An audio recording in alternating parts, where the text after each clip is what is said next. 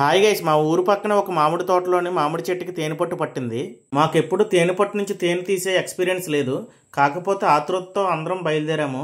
తేనె పట్టు నుంచి తేనె తీయాలంటే మనం ముందుగా పచ్చి రొట్టని ఎండు రొట్టని కలిపి ఒక కట్ట కింద కట్టుకోవాలి.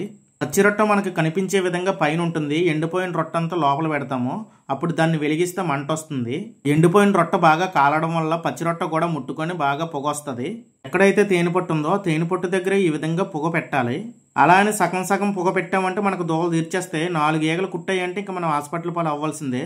ఇంతకీ తేనె పట్టు నుంచి తేనె తీస్తామో లేదో తెలియదు కానీ అందరూ కూడా ముందు జాగ్రత్తగా హెల్మెట్లు, చెరికినీలు, నేనైతే దుప్పట పట్టుకొని వెళ్ళాను. ఒకవేళ తేనెటీగలు కానీ మీదకి వస్తే దుప్పట మూసుకొని దుప్పట లోపల ఉండిపోదామని.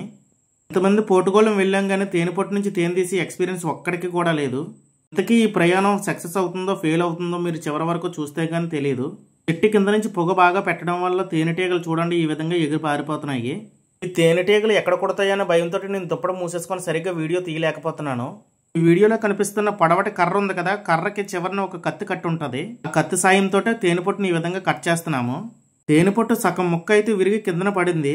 కిందన పడిన తేనె పట్టు ముక్కలోని తేనె చాలా తక్కువగా ఉంది. ఎక్కువగా తేనున్న భాగం అంతా చెట్టును అంటుకొని ఉండిపోయింది.